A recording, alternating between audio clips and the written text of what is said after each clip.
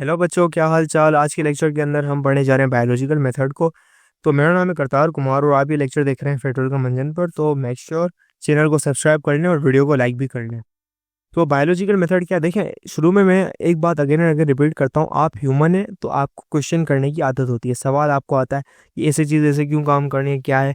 आप क्यूरियस होते हैं कि भाई बचपन में सवाल करते हैं भाई कि ये चीज़ ऐसे क्यों है, ये हवा के अंदर ये जो है परिंदे क्यों उड़ रहे हैं, गिरते क्यों हैं। हम कोई चीज़ हवा के अंदर छोड़े तो गिर जाती है, परिंदे क्यों उड़ रहे हैं। तो हमें शुरू से बचपन से आदत होती है इन सवाल को करने की।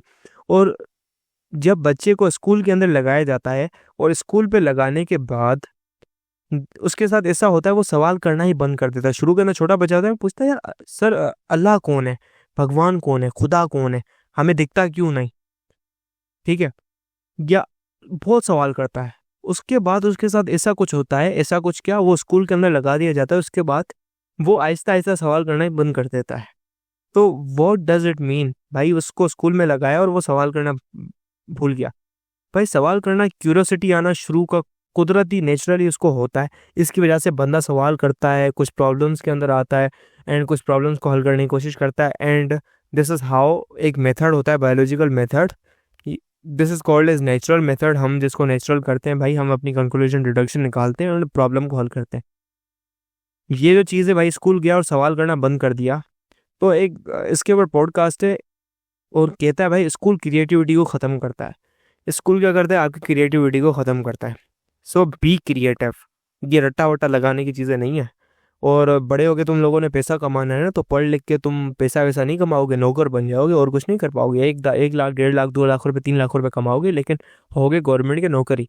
तो दुनिया के अंदर जो अमीर तरीन लोग हैं ना, जो इलॉन मस्क हो गए, मार्क जुकरबर्ग हैं, वो उन्होंने भाई पढ़ाई नहीं की, वो कॉलेज भी ग्रेजुएट नहीं है, वो तभी भी बिलियनर है, टॉप लेवल का बिलियनर है।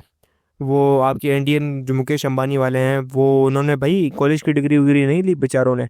ऐसे ही हैं, जाहिल लोग हैं, डफर हैं, थर्ड क्लास हैं, उनको हल्का फुल्का आता है, इतना नहीं आता। समझ रहे हैं, बट डिग्री हो लेने से कुछ नहीं होगा।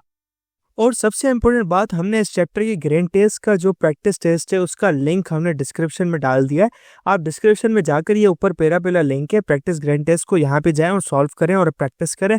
यहाँ से आपने अगर प्रैक्टिस कर ली, आपके एग्जाम्स के अंदर एमसीक्यूज के अंदर 100% मार्क्स गारंटेड है।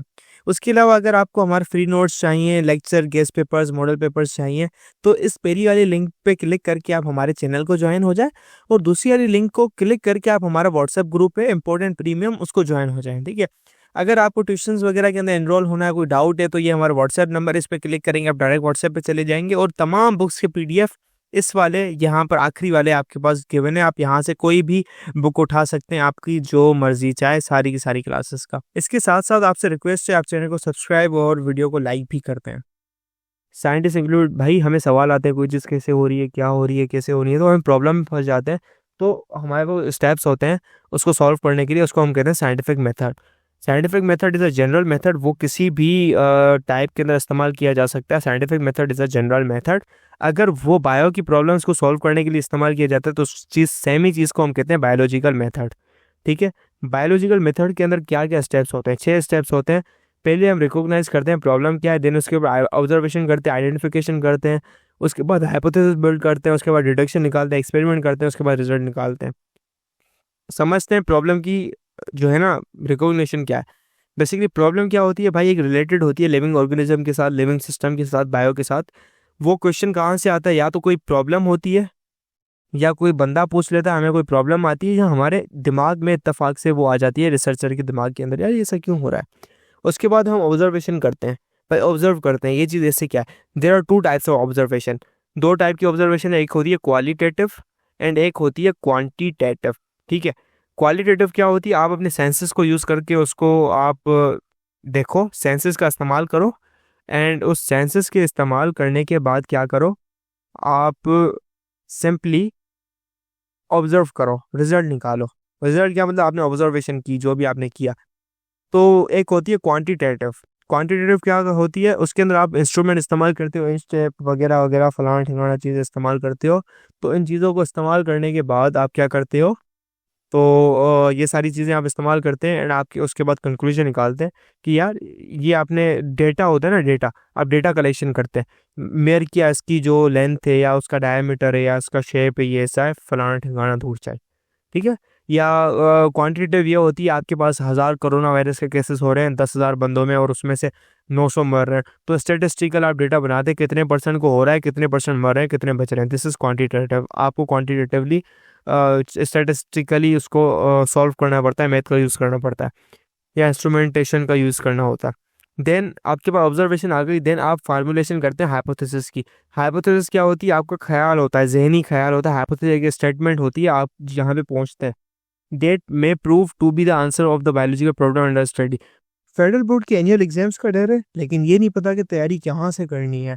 दूसरी बात ये नहीं पता कि एग्जाम के अंदर सवाल का जवाब लिखना कैसे है, कैसे सेंटेंसेस को फॉर्म करना है, कैसे हमें फुल के फुल मार्क्स मिले। तो भाई घबराना किस बात से, हमारी बैच इसी प्रॉब्लम को तो सॉल्व करने आई है। तो आप भी हमारे बच्चों की तरह 97.8 परसेंटेज ला सकते हो, 98.27 परसेंटेज ला सकते हो, फातिमा की तरह अगली फातिमा आप बन सकते हो। आप 505 मार्क्स ले सकते हो आउट ऑफ 520। अच्छा जी, कैसे? हम आपको सिखाते हैं कि एग्जाम के अंदर लिखना कैसे होता है, ग्रेन टेस्ट प्रोवाइड करते हैं। देखें जी, हमारे पास है पाकिस्तान की one of the best faculty. आप कोई भी सब्जेक्ट लेना चाहें, आपका जो दिल करे, आप सारे सब्जेक्ट्स लें, सिर्फ और सिर्फ 3000 रुपये में पूरे साल में। आपको एग्जाम राइटिंग मेथड सेशन दिए जाते हैं कि सवाल का जवाब लिखना कैसे, डिफरेंस वाला अलग क्वेश्चन, डेफिनेशन अलग, एग्जाम्पल वाला अलग, मैथ के सवालों का जवाब अलग होता है। आपको टॉपर बच्चों के नोट्स दिए जाते हैं, आपको फुल बुक के notes, question answers, live classes के अंदर कॉन्सेप्ट पढ़ाया जाता है आपको, और उनकी रिकॉर्डिंग्स भी दी जाती हैं। भैया और क्या चाहिए? अच्छा, और मजे की बात, ग्रैंड टेस्ट से हमारा समझो पेपर लगता है। ये हमारा है केमिस्ट्री का ग्रैंड टेस्ट, इसका सवाल नंबर तुम नोट करो ये। तो भैया इस ग्रैंड टेस्ट में से आपके 3 सवाल लगे हैं क्लास 9 के केमिस्ट्री के पेपर में इस साल, जो नए सिलेबस से हुआ था 2025 के अंदर ग्रेड 9 का। तो इतने इंपॉर्टेंट हमारे ग्रैंड टेस्ट होते हैं, सारे आपको दिए जाते हैं। तो भैया देर किस बात की, इस नंबर पे कांटेक्ट करें और अभी रजिस्टर करवाएं। वो हाइपोथेसिस क्या होती है, वो आप सोचते हैं यार ये प्रॉब्लम हो सकती है, अगर वो हाइपोथेसिस ट्रू हो जाती है तो वही प्रॉब्लम का हल हो जाता है कि भाई ये चीज़ ऐसे हो रही है। तो ये एक टेंटेटिव एक्सप्लेनेशन होती है। टेंटेटिव का मतलब अनसर्टेन, अनसर्टेन, ये क्लियर नहीं होती, ये कंफर्म नहीं होती सही है गलत है, भाई कच्ची पक्की होती है। हम जब इसके ऊपर एक्सपेरिमेंट करते हैं फिर पता चलता है भाई ये सच्ची है गलत है। तो हमारा दिमाग कहता है, ये हाइपोथेसिस बनाते हैं ऑब्जर्वेशन के बेस पर, ये माइट भी ट्रू हो सकती है और मे भी रॉन्ग हो सकती है, ठीक है। तो हाइपोथेसिस के पास कुछ कैरेक्टरिस्टिक होने चाहिए भाई, जनरल स्टेटमेंट होनी चाहिए। जनरली मतलब वो हर चीज़ को कंप्राइज करे, आपके पास जो भी ऑब्जर्वेशन है हर चीज़ को डीलिंग करते हुए वो बनती जाए। It should be tentative idea. Tentative idea मतलब अनसर्टेन आइडिया, वो आइडिया मे बी राइट हो मे बी रॉन्ग हो, you are not certain about this. तीसरा है भाई अवेलेबल ऑब्जर्वेशन को एग्री करे। जो आपके पास ऑब्जर्वेशन है आप अपने आप की नहीं हरू बरू की फेंकी ये ऐसा होगा, भाई ऑब्जर्वेशन के बेस पर हो। It should be testable and potentially falsifiable. भाई ये टेस्टेबल भी हो, भाई इसको आप टेस्ट भी कर सकते हो, और पोटेंशियली फाल्सिफाइबल हो, और वो ऐसी ऑब्जर्वेशन हो जो कि फॉल्स भी की जा सकती हो। भाई कुछ टाइप की ऐसी हाइपोथेसिस होती है जिसको आप फॉल्स नहीं करते, ठीक है, फॉल्स हो ही नहीं सकती। क्या करते हैं भाई, फॉल्स हो ही नहीं सकती। फॉर एग्जांपल अगर आपको कहे कि गर्मी में जाने से, हाइपोथेसिस है गर्मी में जाने से आपका क्या है, टेम्परेचर बढ़ता है, यू नो दिस, आप इसको फाल्सिफाई नहीं कर सकते यार, you can not falsify, this is general thing and you know this, okay. वो चीज़ जिसको फाल्सिफाई कर सके वो वैसी हाइपोथेसिस होती है। डिडक्शन क्या है भाई, आपने जो स्टेटमेंट दे दी कि यार फॉर एग्जांपल प्लाज्मोडियम कॉज है मलेरिया का, मतलब ये चीज़ ऐसे है, एक प्लाज्मोडियम क्या है, एक पैरासाइट है या एक चीज़ है जो कि एक ह्यूमन सेल के अंदर चली जाती है, ह्यूमन बॉडी के अंदर, और ये मलेरिया कोज करती है जो कि आपको होता है। तो हमें ऐसी चीज़ मिली जो कि नॉर्मल सेल के अंदर नहीं होती और इसके अंदर है, तो हमने क्या किया, plasmodium is the cause of malaria.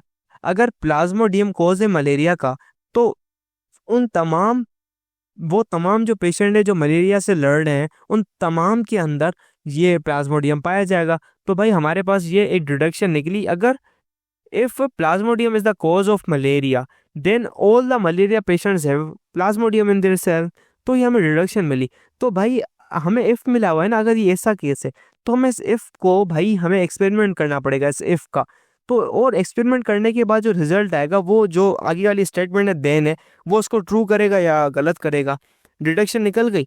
तो इफ़ वाली स्टेटमेंट को हम टेस्ट करते हैं जो हमने निकाली है एक्सपेरिमेंटेशन के अंदर।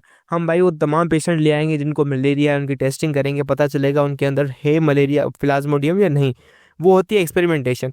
एक्सपेरिमेंटेशन क्या है? एक मेथड होता है जो कि आपकी हाइपोथेसिस को टेस्ट करता है, सही है गलत है। ठीक है, मैं भी सही हूँ मैं भी गलत हूँ, आपको पता चल जाएगा भाई हाइपोथेसिस गलत है या सही है।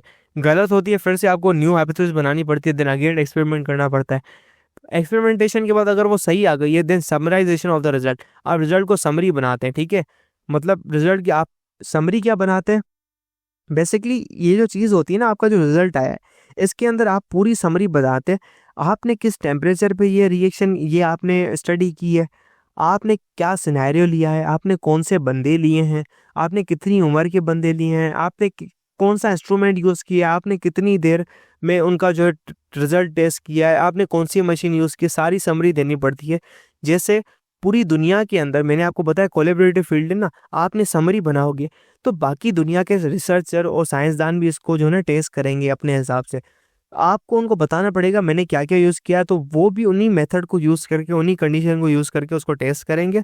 टेस्ट करने के बाद वैलिड होगी तो वो लॉ बनेगा, कानून बनेगा। अगर उनका गलत आ रहा है और आपके लिए सही आ रहा है, उन्हीं सेम कंडीशन में, मतलब वो लॉ नहीं होगा। वो एक भाई जनरल चीज़ है, वहाँ पे काम करेगी और ये एक प्रॉपर चीज़ नहीं है।